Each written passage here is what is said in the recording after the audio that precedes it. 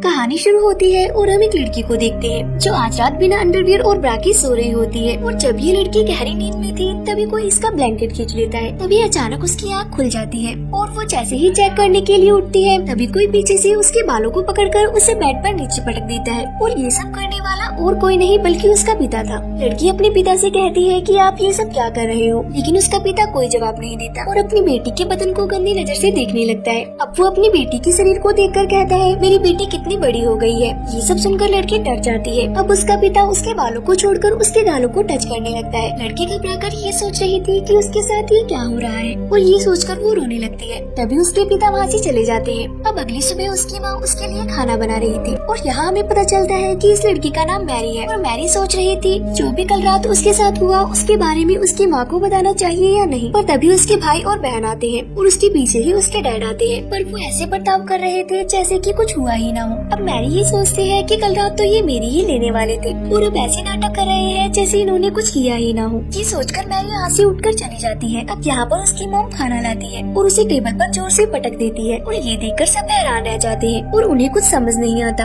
अब उनकी मॉम अजीब तरह से खाना खाने लगती जैसे कि कई दिनों से भूखी हो। उसे ऐसा खाते देख वो सब डरने लगते हैं। तभी मैरी का छोटा भाई खाना उगल देता है और कहता है खाने में बहुत ज्यादा नमक है। तभी उसकी मॉम उसका खाना चपट लेती है और पागलों की तरह खाने लगती है। आखिरकार इन लोगों के साथ ये सब क्या हो रहा है। दरअसल जब से ये लोग नए घर में शिफ्ट हुए हैं तभी से इनके साथ अजीब चीजें हो रही हैं। उनके पड़ोसी कभी उनके आंगन में अजीब से स्टैचू लगा देती है तो सुबह कोई उनके सामने मरा हुआ जानवर लटका देता है और पिता हर रात अपनी बेटी के साथ जबरदस्ती कर उसकी लेती है। मॉम सुबह सुबह अजीब जानवरों की तरह खाना खाती है और वो अपना खाया हुआ खाना अपने बेटे को भी खाने को देती है, लेकिन बेटा नहीं खाना चाहता। वो अपने डैड की तरफ देखता है। डैड कहते हैं कि अगर तुम नहीं खाना चाहते हो तो मत खाओ। ये सुनकर मॉम डैड को गुस्से भरी निगाहों से देखने लगती है। इसके बाद वो खाने को टेबल पर फेंक देती है और प्लेट्स को भी नीचे फेंक देती है। अब मॉम उन सभी पर चिल्लाने लगती है और अपने बेटे से कहती है जो मैं बनाती हूँ उसे चुपचाप खा लिया करो। वो इतने जोर से चिल्लाती है कि उसका बेटा डर के मारा रोने लगता है। उन्हें समझ में ही नहीं आ रहा था कि ये सब क्या हो रहा है, लेकिन ये तो अभी बस शुरुआत थी। इसके बाद हम देखते हैं कि मैरी नहा रही होती है। तभी कोई उसके पास आकर खड़ा हो जाता है, लेकिन जब वो शीशा साफ कर देखती है तो उसकी जुड़वा बहन बाहर खड़ी होती है जो उसके साथ सिर्फ मजाक कर रही थी। फिर ये दोनों बहनें मैरी के कमरे में चली जाती हैं और यहाँ पर मैरी की बहन उसे बताती है कि कैसे हर रात उसके डैड उसकी लेने आते हैं। मैरी को यकीन नहीं हो रहा था कि ये सब उसकी बहन के साथ भी हो रहा है। तभी उनके डैड वहाँ पर आते हैं और उन्होंने इनकी सारी बातें सुन ली थी, इसलिए वो चाकू निकालकर उन पर हमला करते हैं। तभी मैरी उनको धक्का देकर वहाँ से भागने लगती है, पर उसके डैड उसकी बहन के बालों को पकड़कर उसको उठाकर फेंक देते हैं। पर मैरी सीढ़ियों पर गिरने की वजह से बेहोश हो जाती है। अब उसके डैड स्टोर रूम से एक हथौड़ा लेकर आते हैं और तभी हम देखते हैं मैरी को होश आ चुका था और वो अपनी बहन को ढूंढ रही होती है। और तभी उसे एहसास होता है कि उसके पीछे कोई खड़ा है और जब वो पीछे मुड़कर देखती है तब उसे उसके डैड नजर आते हैं जो हाथ में हथौड़ा लेकर उसकी ओर बढ़ रहे थे। वो उसको कुछ कर पाते तभी मैरी उनके सर पर कुछ मार देती है, लेकिन उससे उन्हें कुछ भी नहीं होता।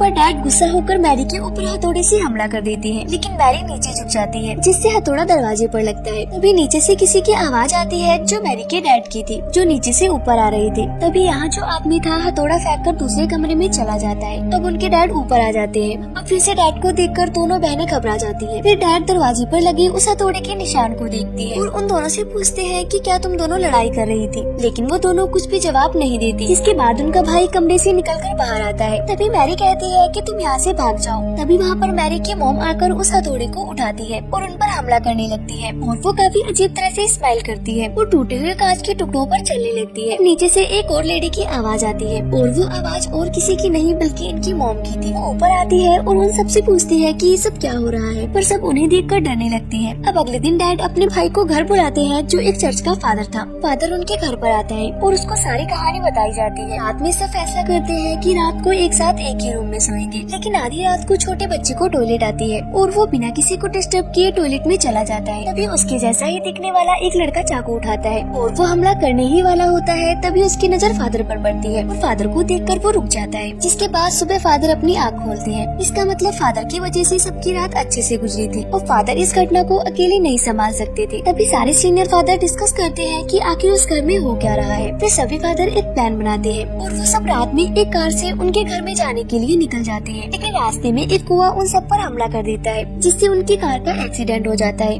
दूसरी तरफ डैड मैरी को एक बेल्ट से बांध देते हैं। तभी फादर जख्मी होकर घर के पास पहुंच जाते हैं और बताते हैं सभी फादर की मौत हो चुकी है, अब जो कुछ भी करना है हमें ही करना है। इस बात के लिए डैड मान जाते हैं क्योंकि अगर कुछ नहीं किया तो वो शैतान सबको मार डालेगा। जिसके बाद फादर मैरी के ऊपर एक क्रॉस रख देते हैं और उस पे लकड़ी से मारने लगते हैं, जिससे मैरी को बहुत दर्द होता है। फिर उसके डैड मैरी के पैर को पकड़ लेते हैं ताकि मैरी ज्यादा ना हिल सके। फादर छड़ी से लगातार उसे मारता ही जाता है, जिस वजह से मैरी बेहोश हो जाती है। तभी हमें उस गाड़ी का सीन दिखाया जाता है जिसका एक्सीडेंट हो गया था। वहाँ पर पुलिस फादर को गाड़ी से बाहर निकालते हैं और हमें पता चलता है कि असली फादर तो यहाँ पर है। तो जो मैरी को मार रहा है वो कौन है? असल में वही असली शैतान होता है। अब मैरी की माँ कहती है कि बस करो, अगर ऐसे ही फादर मैरी को मारते रहे तो उसकी जान चली जाएगी। पर डैड अपनी वाइफ को दीवार पर पटक देते हैं और वो अपनी वाइफ को मरता हुआ देख फादर की ओर देखने लगती है। फिर वो फादर एक अजीब सी स्माइल करके डैड के ऊपर हमला करता है और वो उन्हें चाकू से मारने ही वाला होता है कि तभी वहाँ पर असली फादर आ जाते हैं और एक मंत्र पढ़ने लगते हैं, जिसके बाद वो शैतान वहाँ से गायब हो जाता है। और फादर मैरी के सामने एक शीशा रखते हैं जिससे वो शैतान बाहर आ जाता है। जिसके बाद फादर उस शैतान को अपने अंदर समा लेते हैं और वो मैरी के डैड को कहते हैं कि मुझे मार दो। मैरी के डैड फादर के पेट में उस क्रॉस को घुसा देते हैं, जिससे फादर और वो शैतान दोनों ही खत्म हो जाते हैं और इसी सीन के साथ मूवी का एंड हो जाता है।